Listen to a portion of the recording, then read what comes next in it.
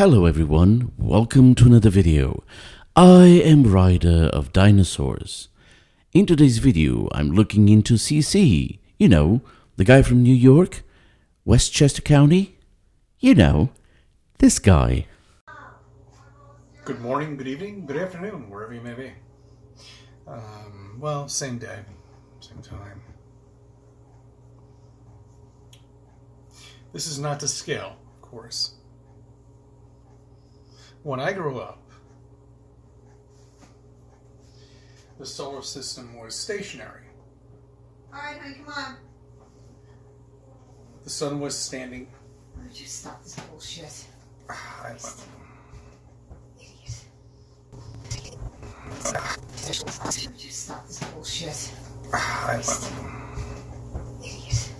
Why don't you stop this bullshit? Christ.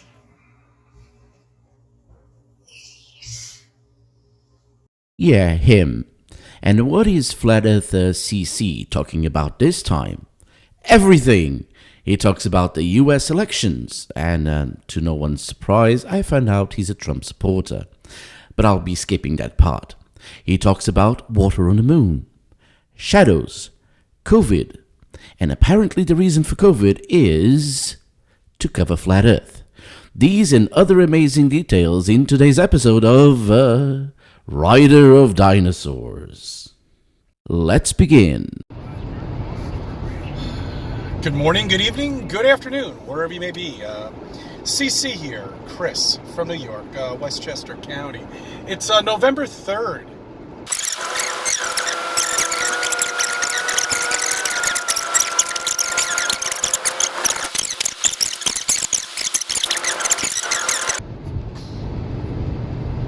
Guess what, guys? They found water on the moon. Let me just remember. It was a couple of days ago when I saw it, and I believe they were. They were talking about inside of the craters, where the shade is. Our survey said. Yes, NASA has found traces of water on a sunlit surface of the moon. Not where the shade is. The discovery was made inside a crater, the Clavius crater. When you get one of the ice meteors that come down. Wrong, wrong, wrong, wrong. Wrong, wrong, wrong, wrong. As the video states, water may be delivered by tiny meteorite impacts or formed by the interaction of energetic particles ejected from the sun. And all the ice splatters all over the place. It gets inside of one of these little nooks and crannies, you know, and yes, water appears. So there you go. There's water on the moon. It's a good resource when we go back up there. Didn't we already go to the moon? Because I thought we were told that we can never, ever go to the moon again. Even though we had technology from 1969, we were broadcasting live videos from the moon and a live conversation on a telephone with the president, nonetheless, from the moon, when the technology of the stuff that we had up there was from 1969. Yeah, because it was 1969? What did you expect? Having 1990s technology in 1969? You're not making much sense here, mate. And the radio transceiver couldn't go more than 50 or 75 miles. CC, you need to calm down or you'll get a heart attack. As for your assertions, I don't think everyone had one of these in their backyard. Besides, do you think it was just the United States that helped get that done? You belong to a group of people who keep telling others to do your own research, but you lot don't seem to do any research.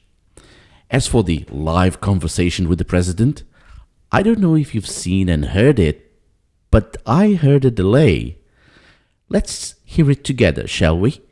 The President of the United States is in his office now and would like to say a few words to you. Over.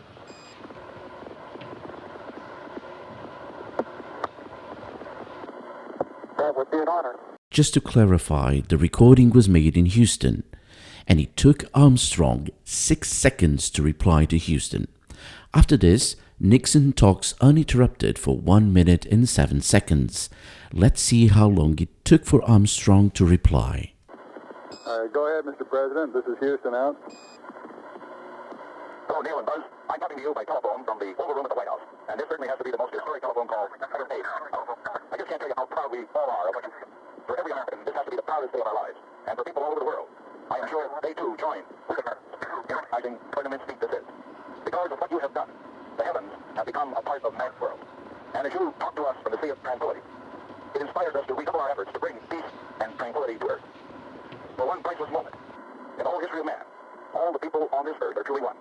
One in their pride in what you have done, and one in our prayers that you will return safely to earth.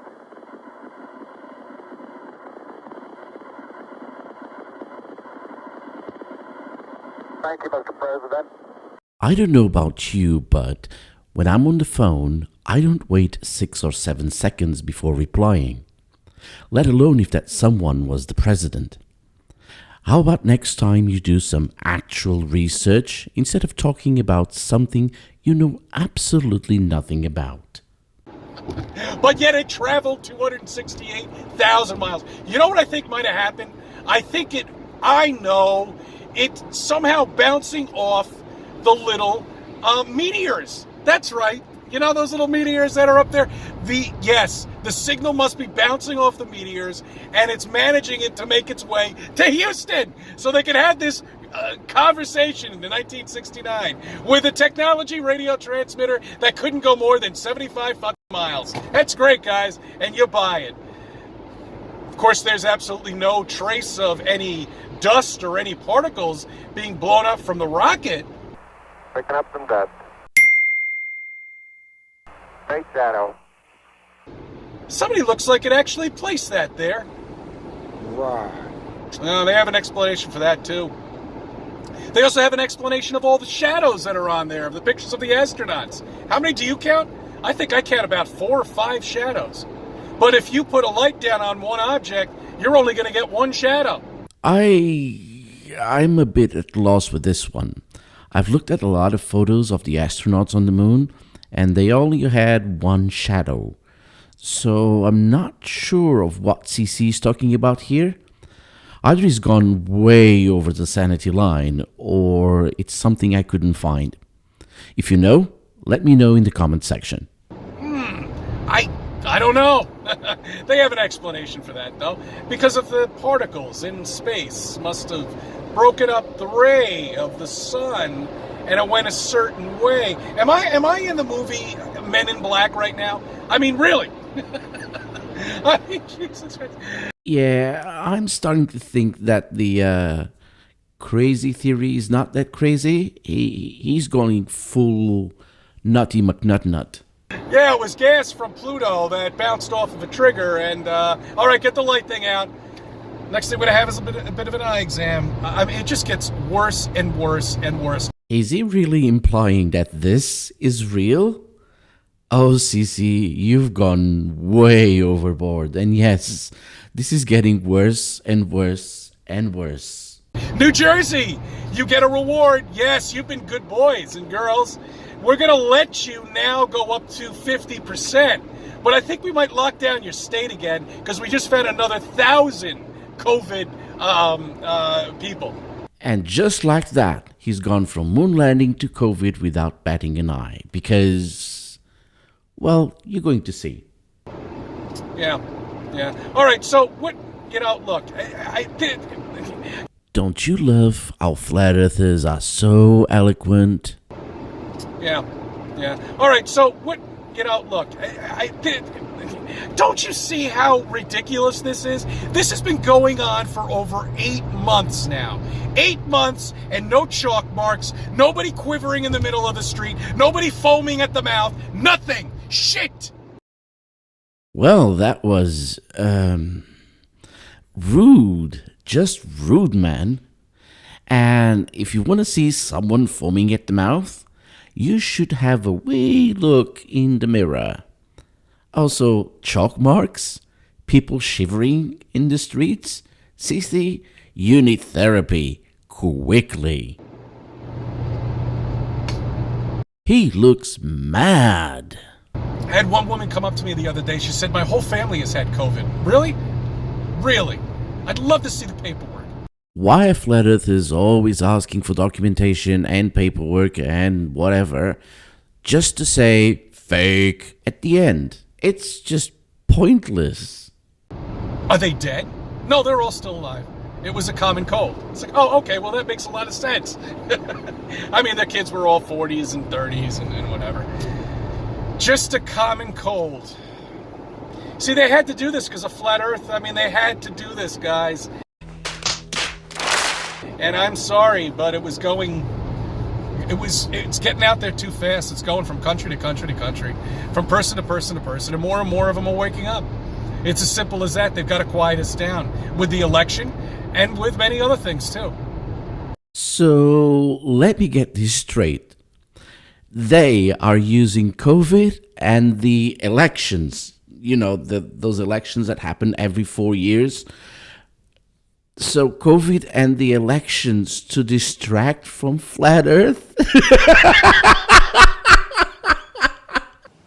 Right. Look, I mean, this whole world's run by a small group of people. We're billions. We can overcome them very easily, but we don't know who they are. So if you don't know who they are, how are you going to overcome them?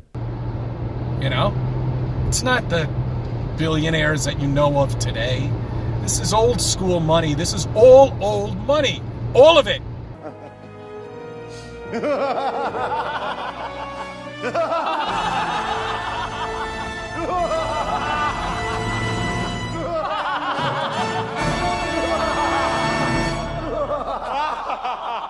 And it's been running everything forever.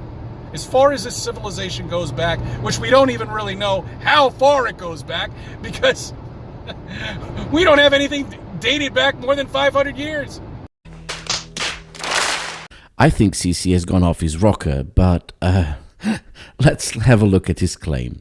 So it's 2020. If we take away 500 years, we get 1520.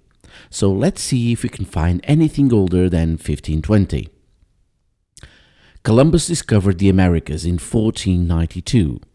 That's 520 years ago. This is Mesa Verde National Park in Colorado. These dwellings are dated to the 13th century. That's 800 years old. Taos Pueblo in New Mexico, over 1,000 years old. Should I continue?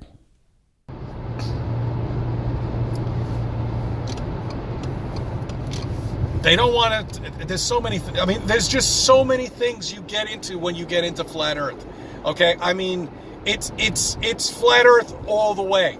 Okay, but then you have existence of possibly gigantic trees that must have existed at one time. Buildings, artifacts that could have been melted at one time and destroyed. I especially see it here in New York. The layers upon layers upon layers upon layers of rock. It just doesn't look right. Could some of it be existence of a tree trunk? Yeah. Ridiculous. Could some of it be existence of huge giants decaying? Yes. What you just said is one of the most insanely idiotic things I have ever heard. At no point in your rambling, incoherent response were you even close to anything that could be considered a rational thought. Everyone in this room is now dumber for having listened to it. And may God have mercy on your soul. And this is all the crazy I can take in one day. I hope you enjoyed it. See you in my next video.